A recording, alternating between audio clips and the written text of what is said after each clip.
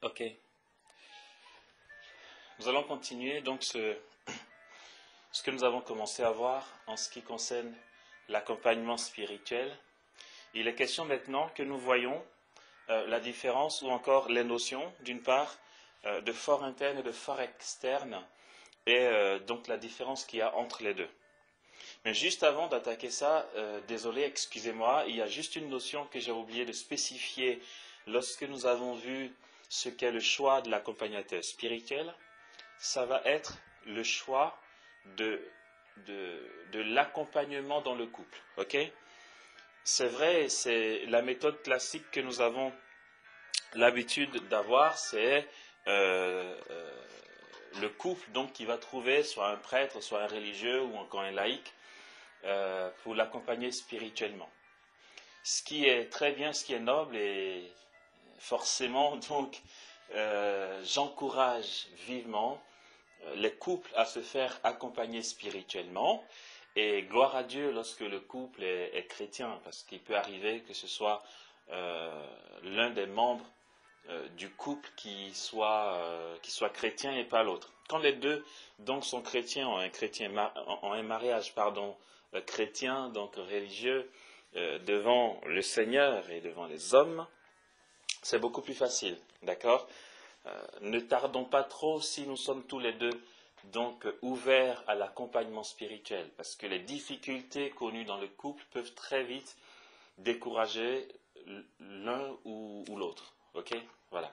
Alors, en ce qui concerne l'accompagnement du couple, très rapidement, avant de continuer sur notre lancée, c'est donc très bien de se faire accompagner en couple, mais n'oublions pas la notion de l'accompagnement personnel du conjoint ou de la conjointe.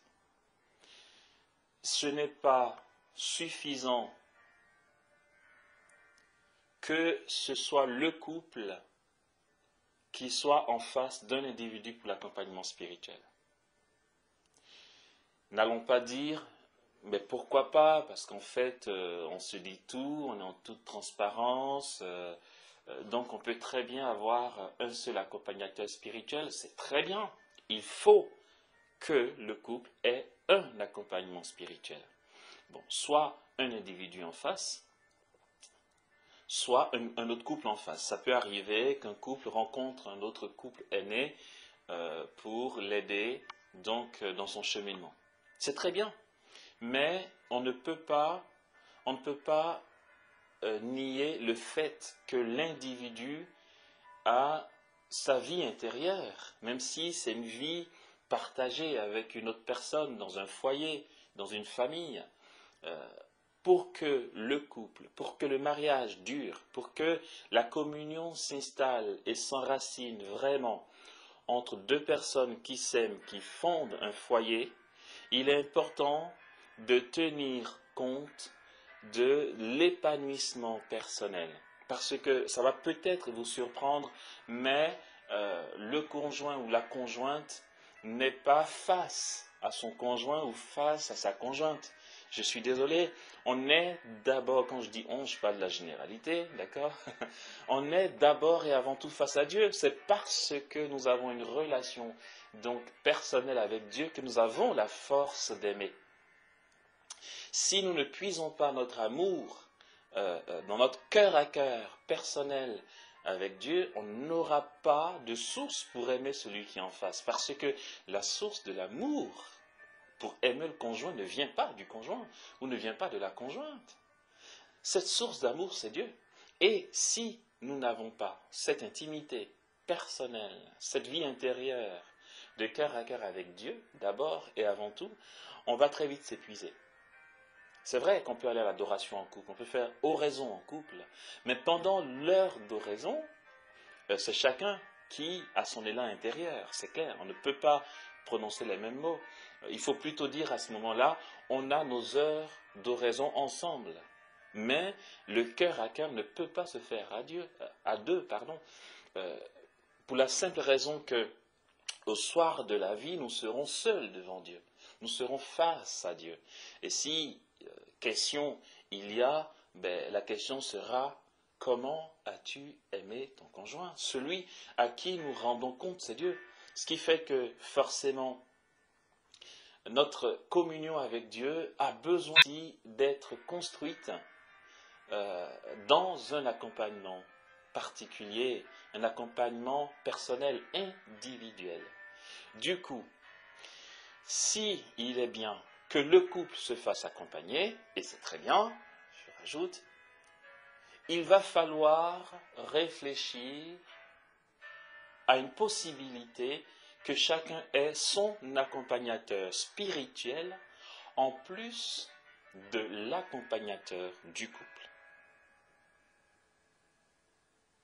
Ce qui fait que nous sommes face à trois personnes. Il y a celui qui accompagne madame, il y a celui qui accompagne monsieur, et il y a celui qui accompagne le couple. Les besoins du couple ensemble ne sont pas spécialement les besoins de chacun particulièrement.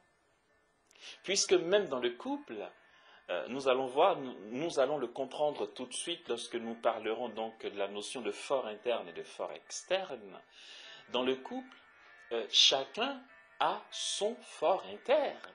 Comment veux-tu que je t'aime si je ne vais pas, si je n'ai pas, si vous voulez, un parloir, un endroit où je peux dire à mon accompagnateur spirituel, j'en ai marre parce que, par exemple, il ne fout rien, ou elle ne fout rien, j'en ai marre parce qu'il ne me manifeste pas assez l'amour, ou il ne me manifeste pas assez l'amour, elle ne me manifeste pas assez l'amour.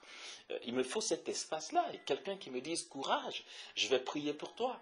Écoute, c'est vrai qu'au début du mariage, il était comme ci, et maintenant il est comme ça, mais en même temps, tu en as parlé avec lui, il te comprend, il veut changer, il n'y arrive pas, tu en as marre.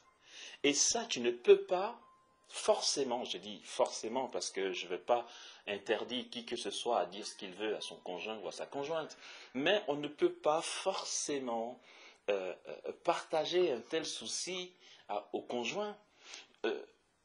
Ça peut paraître, ou du moins ça peut être maladroit pour un époux de dire à son épouse, c'est vrai, tu es un peu moins doudoune, tu es un peu moins tendre avec moi qu'au début de notre mariage, je t'en ai parlé,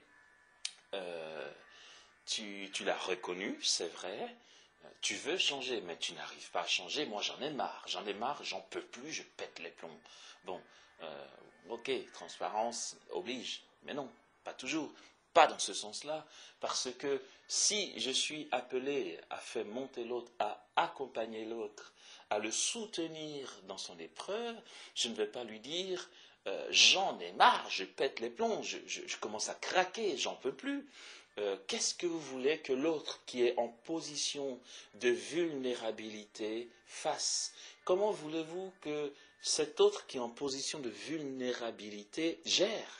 Si déjà il en a gros sur le cœur de ne pas pouvoir changer comme il l'aimerait, et qu'en plus son conjoint ou sa conjointe vient lui rajouter du fardeau en disant « je craque, j'en peux plus, je ne sais plus quoi faire, d'ailleurs je prends un peu d'air », une fois, d'accord, 2 fois, ça passe, 3 fois, ça devient limite, 4 fois, 5 fois, c'est chaud. C'est pourquoi il ne faut pas être surpris que l'un rencontre son accompagnateur spirituel et craque devant l'accompagnateur spirituel.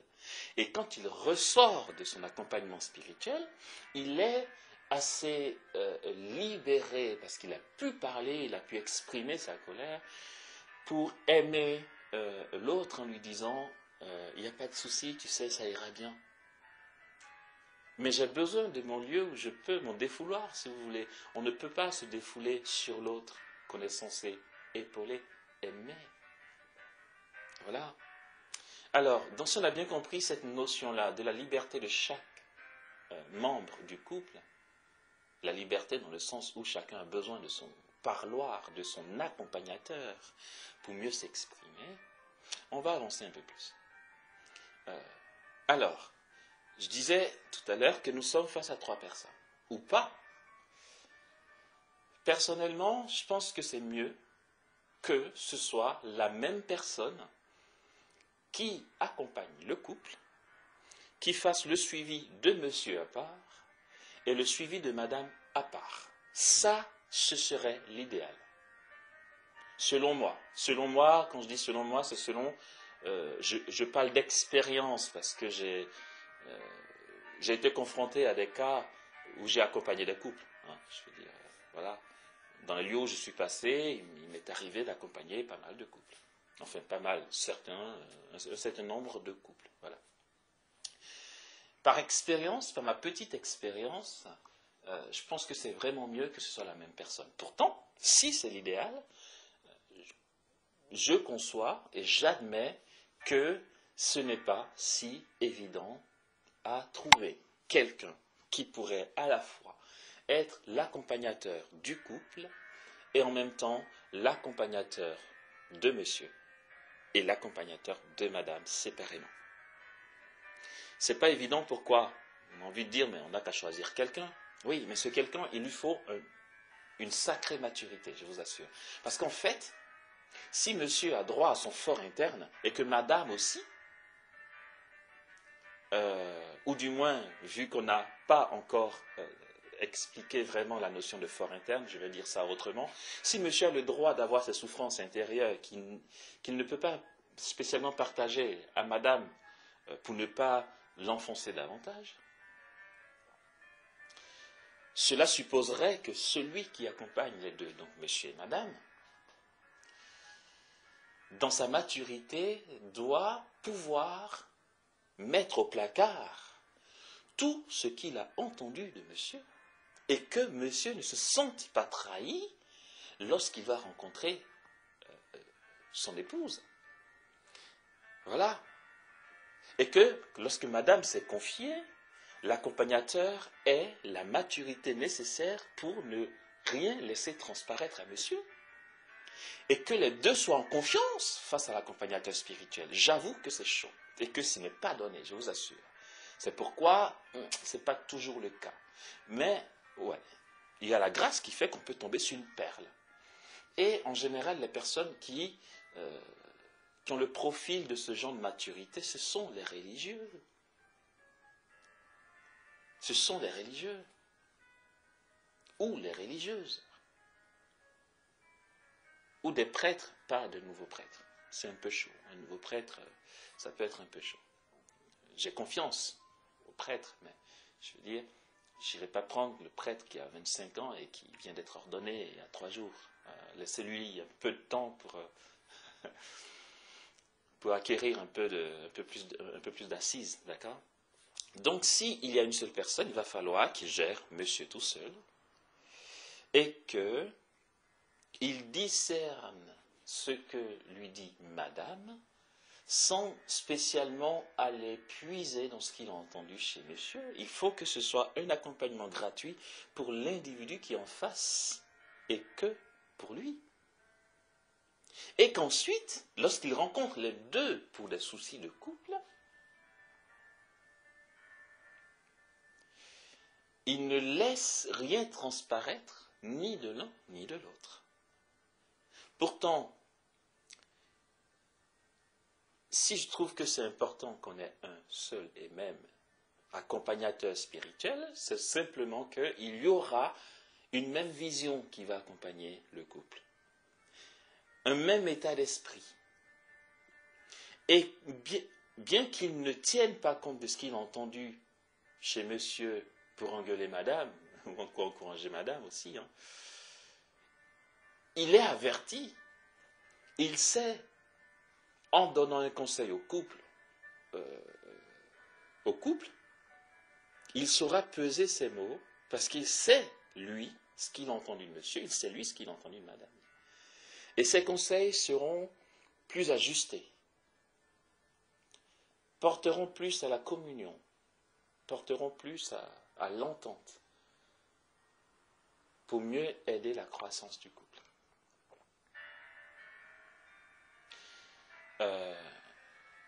J'ai l'exemple comme ça d'une personne que j'accompagnais.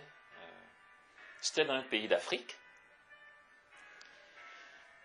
Une personne que j'accompagnais qui était célibataire. Une fille. Et bien sûr, après elle a rencontré donc son homme, son homme, ça fait un peu macho, mais si on dit sa femme, on peut dire son homme, voilà. Donc, elle rencontre son homme, et puis, c'est super, quoi. Ils sont mariés, ils ont leur maison, c'est génial. Et le truc, c'est qu'en fait, avant que les deux ne se déclarent leur flamme, je m'entendais super bien avec le monsieur. On n'était pas spécialement potes, mais on s'aimait bien, quoi. Voilà, on s'aimait bien, voire même on partageait souvent ensemble et tout. Et puis, les deux se sont déclarés leur flamme, ils se sont mis en couple, ils étaient mariés. Moi, étant l'accompagnateur spirituel de madame. Bon, je continuais naturellement à accompagner madame. Mais vu que le monsieur me connaissait bien avant même le mariage et que madame aussi je la connais naturellement et évidemment vu que je l'accompagne et que avant même de l'accompagner spirituellement on s'entendait bien, le couple avait cette tentation, et une bonne tentation, poussée par la charité, bien sûr, mais nous verrons comment les bonnes intentions seulement ne suffisent pas. Poussé par la charité, le couple m'invitait souvent à la maison, prendre le repas, le dîner, il m'invitait au cinéma, il m'invitait au resto. C'était super, c'était génial. Je les connaissais tous les deux m'aimaient bien. Le truc, c'est que j'ai fini par leur dire, ils ont trouvé ça assez dur, j'ai fini par leur dire, écoutez, soit, je suis désolé, c'est très bien, j'en suis même flatté, d'accord, soit je reste l'ami du couple, on continue tout sur la lancée du resto, du cinoche, sur la lancée des repas, des dîners ou des déjeuners chez vous, et je n'accompagne plus madame, je suis désolé, soit vous tenez à ce que j'accompagne madame, mais à ce moment-là, je ne peux plus me comporter avec vous comme l'ami du couple. Ça change la donne, ça fausse les relations. Mais pourquoi donc? C'est compliqué. C'est compliqué. Non, c'est pas charité, au contraire. Pas pure charité parce que j'ai pu percevoir dans l'attitude de l'un et de l'autre un léger manque de naturel. Tant que c'était le début du mariage, tout semblait fonctionner à merveille. Dans un couple, il y a des frottements, il y a des frustrations, il y a des explications, on s'explique et tout. Et plus le temps passe, et mieux on apprend à se connaître. Et l'amour s'incarne plus dans des actes, et dans des dépassements, dans des demandes de pardon, etc. C'est plus spécialement la flamme amoureuse au début qui persiste, c'est l'incarnation de cette flamme amoureuse, hein, une autre forme de l'amour. C'est pas que l'amour disparaît, c'est juste qu'il s'incarne plus dans du concret. Et enfin bref, voilà. Et donc, pourquoi ce manque de naturel soudain? C'est simplement que si monsieur se dit « Ah, je connais bien Amos, c'est un ami, on l'aime bien, j'invite au resto et tout », sachant que le principe de l'accompagnement spirituel, c'est l'ouverture du fort interne à l'autre, donc à l'accompagnateur, monsieur déduit qu'en fait, celui que nous avons en face de nous comme invité et ami du couple, c'est tout ce que je dis à mon épouse, c'est toutes les frustrations qu'il y a eu, notre dispute. Il sait certainement même notre vie intime. Eh bien oui, je suis désolé, parce que dans l'accompagnement, si tu ne parles pas de ce qu'il y a de plus intime en toi, le démon ira chercher là où il n'y a pas de lumière. Il t'attaquera là. Et donc le principe de l'accompagnement spirituel, c'est d'être ouvert. Sans obliger personne, bien sûr, mais n'ayons pas peur de parler simplement des lieux de nos blessures et de nos combats. Si c'est l'intimité conjugale, il faut en parler, si c'est le lieu du combat. Et donc forcément, vous comprenez, la logique de la chose, c'est que monsieur va se dire, celui que j'ai en face de moi, qui est censé être un ami du couple, c'est certainement dans les moindres détails ma vie intime avec mon épouse, nos disputes, ses combats vis-à-vis de moi, ce qu'elle pense de moi et tout. Forcément, il y a un manque de naturel. Tu as beau forcer, tu sais, ça reste difficile à digérer. Okay. C'est pourquoi j'ai pris le devant de la chose et j'ai dit, à vous de voir. Et voilà. Conclusion, ok, écoute, bien sûr, ils ont essayé de négocier, mais non, c'est pas grave, etc. Bref, non, voilà, on a tranché, je suis resté ami du couple et je n'accompagne plus madame. Okay. Bon. Vous allez voir que c'est pas si simple. Sinon, on tombe dans des manipulations. On devient, on est au bord du ravin pour devenir un vrai gourou, si vous voulez. D'accord? Ok. Ceci dit, nous allons un peu avancer. La notion de fort interne et de fort externe. Je vais essayer de les définir très très simplement, sans trop de complexité. D'accord? Je crois que dans les deux expressions se dégage déjà le sens de chacun d'eux. Quand on dit fort interne, il y a le mot interne, ce qui est à l'intérieur. Quand on dit fort externe, il y a le mot externe dans ce qui est extérieur. D'accord? Si il faut parler de son fort interne à son accompagnateur spirituel, il a aussi le droit, parlant de l'accompagnateur spirituel, il a aussi le droit de savoir le fort externe. Je veux dire, forcément, on voit la façade d'une maison avant d'y entrer. Celui qui est invité à rentrer dans une maison a le temps de voir la façade, l'extérieur, avant de voir l'intérieur. Donc, le fort interne comme le fort externe sont à partager à l'accompagnateur spirituel. Par contre, pour toute autre personne n'étant pas l'accompagnateur spirituel, il peut être concerné par le fort externe, mais pas par le fort interne. Bon.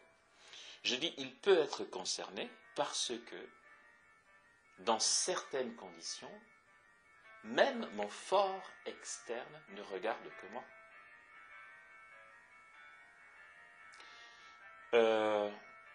Que je ne sois pas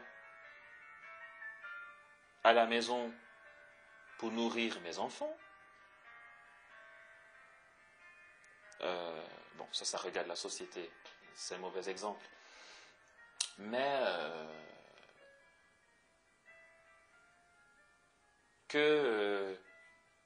voilà, je veux dire que je n'entretienne pas mon jardin, voilà, ça me regarde, c'est mon jardin, voilà. Ma voisine d'à côté, j'ai pas de compte à lui rendre.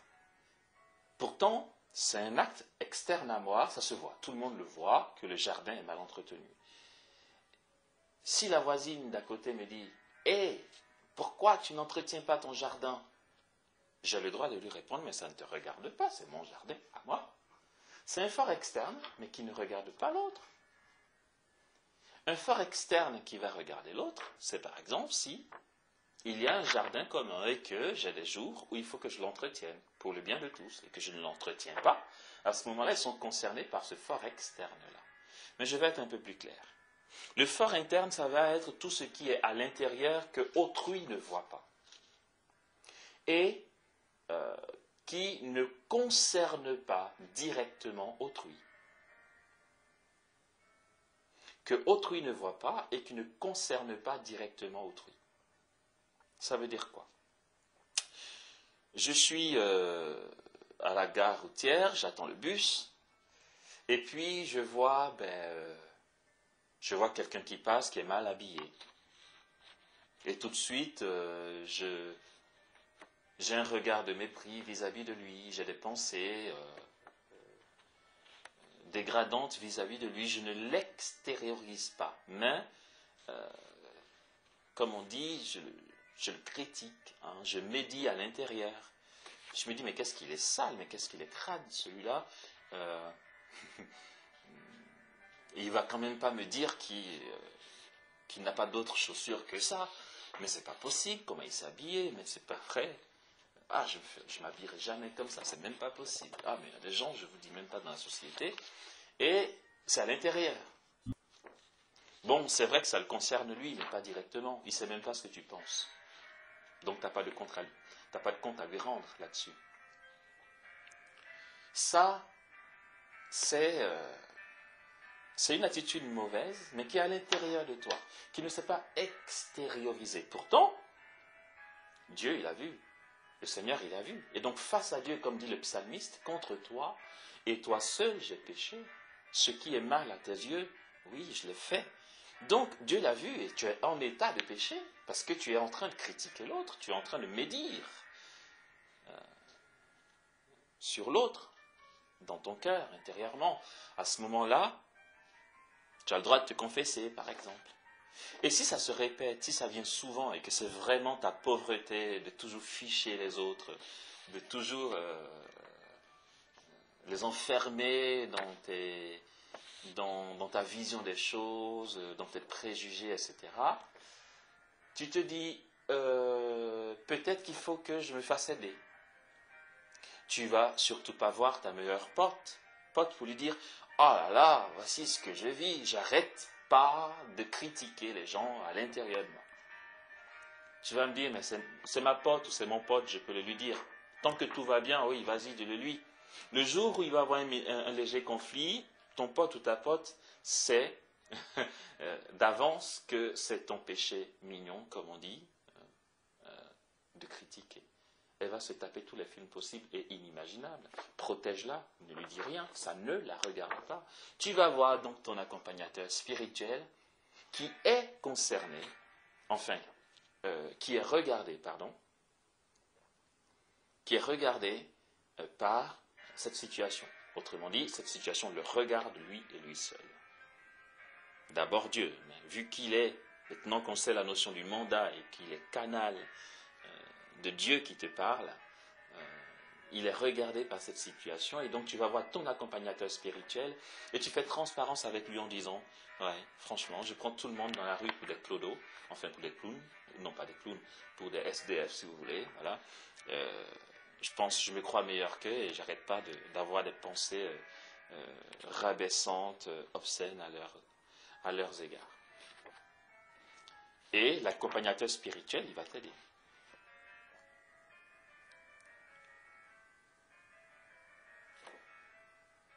Mais attention, là j'ai pris cet exemple-là. Ça peut être autre chose. Ça peut être un péché mignon plus dégradant, plus salissant, humiliant, qui pue. On a des actes qu'on pose, je vous assure, ça pue. On est même choqué nous-mêmes de ce qu'on a pu faire ou réaliser. Ça peut être quelque chose de très, très, très dur à exprimer.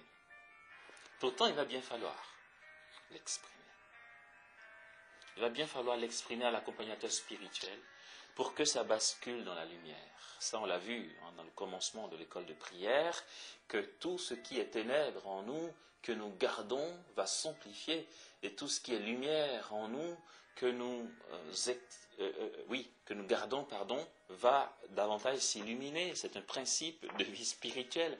Tout ce que tu gardes au-dedans de toi, s'amplifie. Tout ce que tu extériorises se dilue, se dévalue. D'accord ? C'est pourquoi, quand tu vis une ténèbre, une crasse, un péché, une puanteur, et que tu en parles à ton accompagnateur spirituel, tu fais basculer, d'une part, cette ténèbre, cet abcès, tu le perces, cette ténèbre, tu la mets dans la lumière, tu dévalues la force des ténèbres en toi en parlant simplement, mais en parlant à qui? À qui de droit? Pas à n'importe qui. Pas à ton ami, pas à ton pote, pas à ta pote, pas à ton frère, pas à ta sœur. À ton accompagnateur spirituel. Voilà. C'est à lui que tu en parles. Donc ta ténèbre va, hop, ça va lâcher prise. L'abcès va être percé et le pus va sortir, tu seras guéri. D'accord? Voilà. Tout ce que tu gardes pourri. Donc si tu ne veux pas que ton péché grandisse, que ton iniquité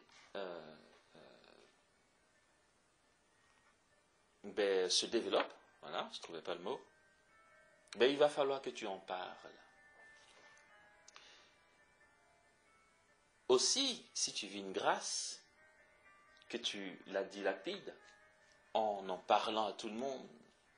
Voici telle promesse que j'ai reçue de Dieu, tu sais quoi, Dieu m'a dit que je vais avoir telle bénédiction. Et écoute, Yao, le Seigneur m'a dit que je vais avoir telle bénédiction. Tu vois, Kofi, Kofi, tu sais, le Seigneur m'a dit que j'aurai telle bénédiction, etc. Mais c'est pareil. Tu l'extériorises et donc ça se dévalue. Voilà. Mais en ce qui concerne la lumière, c'est bien aussi de partager à l'accompagnateur spirituel. Lui, l'accompagnateur spirituel, il faut qu'il ait le pour et le contre. Enfin, ce n'est pas les mots, mais il faut qu'il ait et la lumière et les ténèbres qui cohabitent en toi. C'est avec les deux qu'il saura te conduire, te diriger, te donner les conseils appropriés à ta situation. D'accord? Voilà pourquoi je n'arrive pas à répondre quand les gens, après une campagne d'évangélisation, disent écoute, enfin, campagne d'évangélisation ou temps de prière, voilà, peu importe. Écoute, soit par mail ou par téléphone, Amos, la dernière fois pendant la prière, j'ai reçu des frissons, et puis j'ai vu une croix blanche au-dessus de nous, et après cette croix blanche s'est rapprochée de moi, elle est rentrée dans mon cœur. Enfin, là, je donne des exemples, je dis n'importe quoi, personne ne m'a dit ça, je ne vais jamais me permettre de dire comme ça, de divulguer des confidences que vous m'avez faites. Je donne des exemples qui n'existent pas. Je réponds en général à ce genre de personnes, je ne peux pas te répondre. Enfin, elles finissent en disant, qu'est-ce que ça veut dire? Voilà. Donc, je dis, je ne peux pas te répondre. Mais comment ça, il ne peut pas me répondre? Il veut se débarrasser de moi, mais je ne peux pas, ou du moins je ne veux pas te répondre, et d'ailleurs je ne peux pas te répondre. Autrement, je te donnerai des réponses qui ne sont pas incarnées, qui ne sont pas vraies. Si je peux ébaucher une quelconque réponse, ça va être quoi? Ça va être te donner, symboliquement, dans la vie chrétienne, dans l'enseignement de l'Église, voici ce que signifie une croix blanche, quoi. Mais après, pourquoi tu l'as vue ce jour-là et pourquoi elle est venue vers toi jusque dans ton cœur, je ne sais pas. C'est ta relation avec Dieu. Ceci dit, quelqu'un que j'accompagnerais spirituellement, qui me dirait ça, on verrait ensemble ce que ça peut vouloir dire, parce que je saurais où il en est. Je sais la lumière en lui, je sais la ténèbre en lui, je sais ses blessures, ses difficultés en famille, ses difficultés relationnelles, si bien sûr il en parle. Et donc, je sais aussi sa vie de prière. Et du coup, en me disant ça, lui et moi, tout de suite, on sera d'accord pour dire, ben oui, forcément, merci Seigneur, parce que ouais, c'est pile poil, c'est vraiment ce qu'il faut, c'est vraiment le Seigneur qui se manifeste par rapport à telle situation. Mais quand je ne vous connais pas dans l'accompagnement spirituel, quand je ne sais pas ce que vous vivez au quotidien, quand je ne sais pas où vous en êtes dans votre relation avec Dieu, je ne peux pas me permettre de vous dire ce que signifie cette croix blanche. Voilà, d'accord? Donc, pour notre bien, on en sera bénéficiaire. Il est important donc de parler à notre accompagnateur spirituel de ce qui est béni et de ce qui ne l'est pas. Voilà. Bon, ça c'est le fort interne. Le fort externe, donc si ça touche autrui, si ça sort de moi et que autrui est concerné, d'accord, il va falloir que là aussi je fasse transparence, mais à qui de droit? Qui de droit, c'est l'accompagnateur spirituel et la tierce personne concernée. Voilà. La tierce personne concernée, ça peut être un individu quelconque qui va subir les conséquences de ton acte. Ça peut être ton responsable légitime au bureau, ton chef, ou ton responsable de groupe de prière, ou ton responsable de communauté, ou de ministère. Voilà. Ou ton époux, ou ton épouse, ou ton fils, ta fille, ton cousin, ton oncle, ta mère, ton père. D'accord ? Qui est concerné par l'acte que tu as posé. Le responsable peut ne pas être directement concerné, je veux dire, sa personne peut ne pas être concernée, mais si tu fais partie d'une structure qui a une règle, une charte de vie, le responsable peut entrer en ligne de compte en plus de la tierce personne concernée. C'est-à-dire, si par exemple d'une fraternité,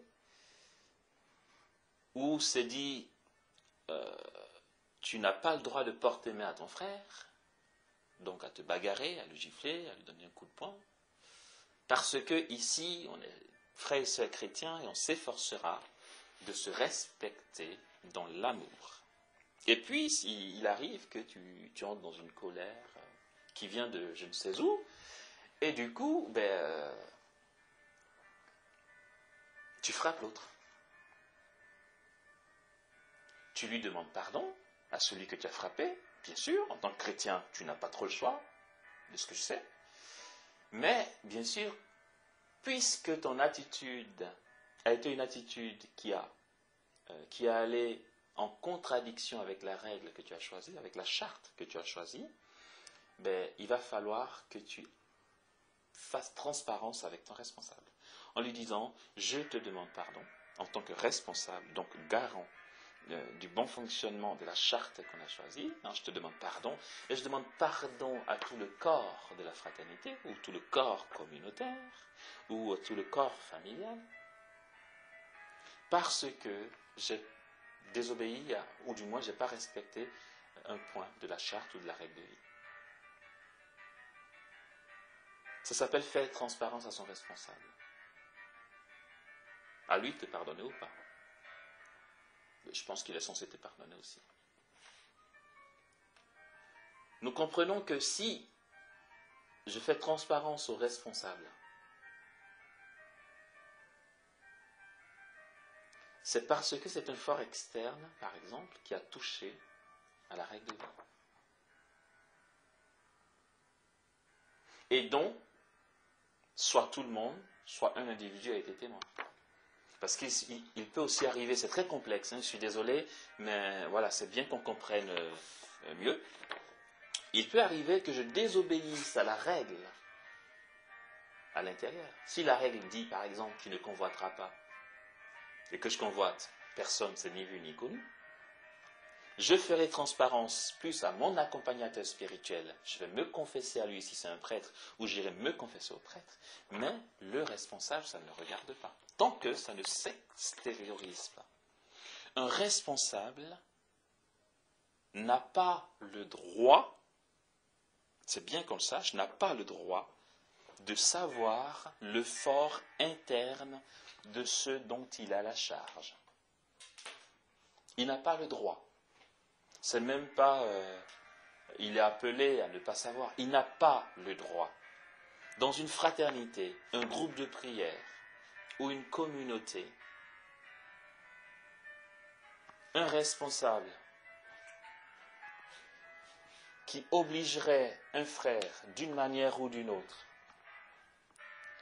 à lui dire son fort interne est en infraction. Vous avez le droit de le dénoncer à l'instance supérieure. Si le groupe de prière ou la communauté fait partie d'une paroisse, vous avez le droit d'en référer au curé et lui dire pourquoi mon responsable me demande ça. Si c'est le curé chef de la paroisse, vous avez le droit, enfin si vous n'y êtes pas, allez librement pour vous confesser à lui. Et puis si c'est dans le cadre de la confession, vous parlez librement. Mais que ce soit, même si c'est un curé, vous avez le droit d'en référer à l'instance supérieure, c'est-à-dire le doyen, ou encore le vicaire général ou l'évêque, etc. Bon, il y a toujours quelqu'un de plus haut. Même Benoît XVI, même si vous êtes face à Benoît XVI et que Benoît XVI fait ce qui n'est pas légal, il y a des juristes dans l'Église, il y a des juristes qui sont prêtres, s'il vous plaît, même évêques. Il y a des prêtres qui sont prêtres, évêques, qui sont avocats et tout. Vous avez toujours une instance autre à qui référer. D'accord ? Le responsable ne peut pas chercher à savoir ce que vous vivez dans votre fort interne. Il n'a pas le droit de te demander si tu convoites. Non, ça te regarde. Voilà. Tu as des sentiments pour une fille, ça te regarde, ça ne le regarde pas. Alors, si nous savons ça, on sera beaucoup plus en communion les uns les autres dans nos différentes communautés. On a vite fait de dire « Ah, mais regarde celui-là !» Mais c'est pas possible. Je prends un cas extrême. On va dire il a piqué, voilà, il a piqué la voiture de un tel. Mais c'est un voleur. En fait,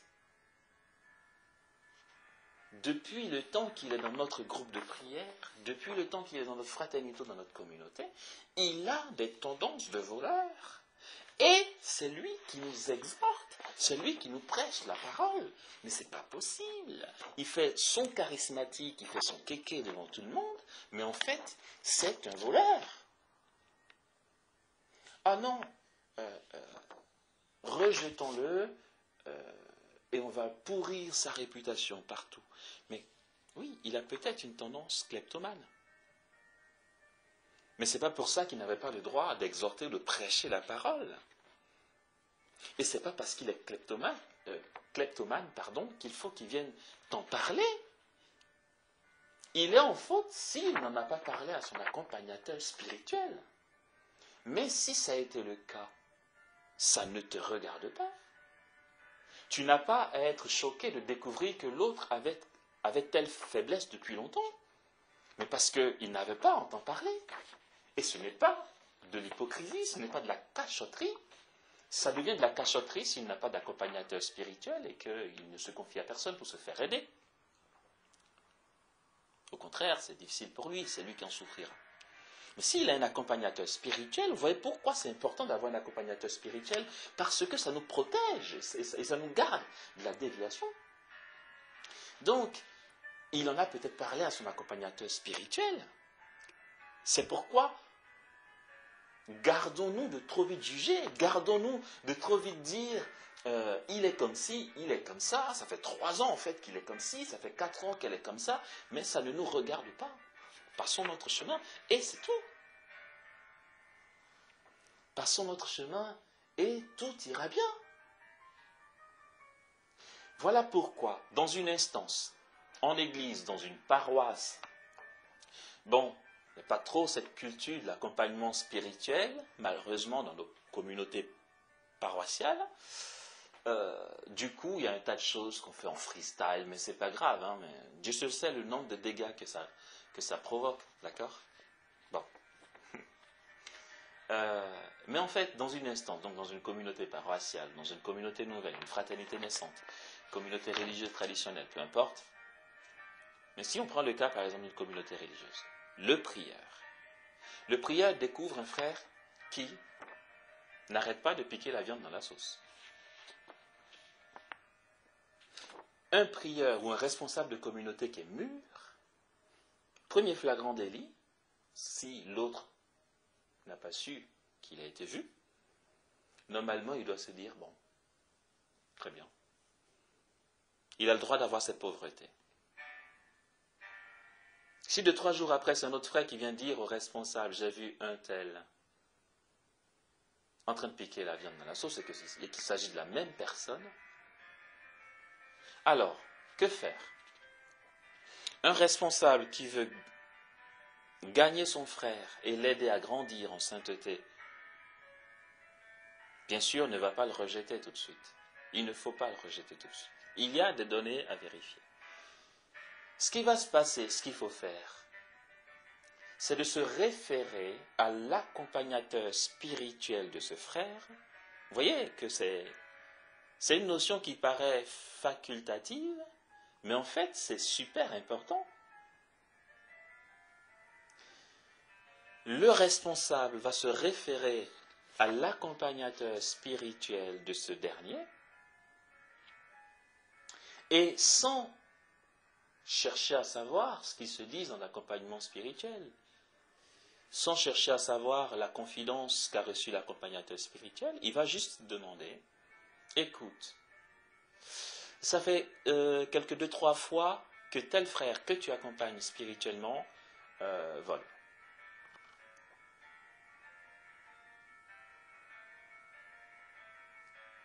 Est-ce qu'il t'en a parlé? Bien sûr, normalement, c'est une question que le responsable n'a pas le droit de demander, de poser à un accompagnateur spirituel. Mais vu qu'il a été pris en flagrant délit, ça s'est extériorisé.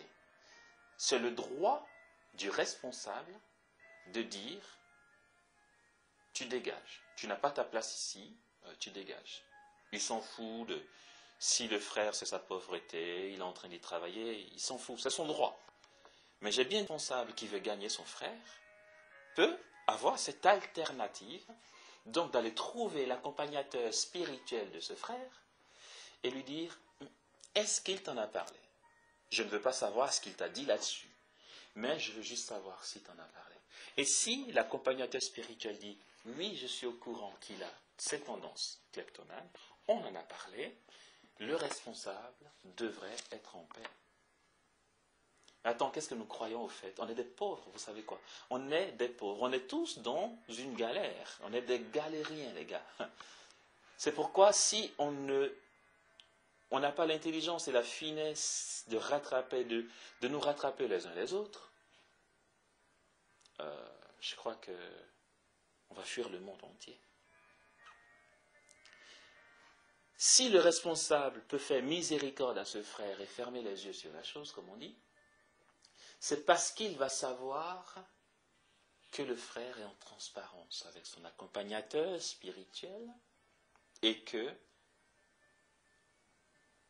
par conséquent, son péché, sa ténèbre est en train de travailler. Sa ténèbre est désormais dans la lumière du Christ, puisqu'il en a parlé en toute transparence, en reconnaissant sa pauvreté à son accompagnateur spirituel. Désormais, sa pauvreté est dans la lumière et entre les mains de Dieu, qui saura, au moment favorable, comment sortir le frère de cette difficulté. Il ne restera plus qu'à être patient dans la miséricorde, la charité et l'amour.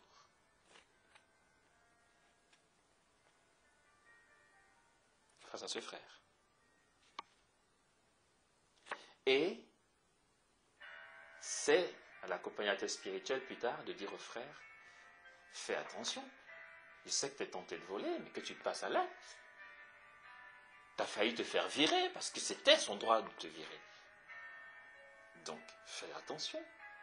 Travaillons aussi ce côté-là, mais pas surtout pas à l'acte. D'accord? Bon. C'est un sujet intéressant. C'est super intéressant comme sujet. C'est passionnant, ce qui fait qu'on peut passer beaucoup de temps. Nous allons faire une pause et puis reprendre la suite. Amen.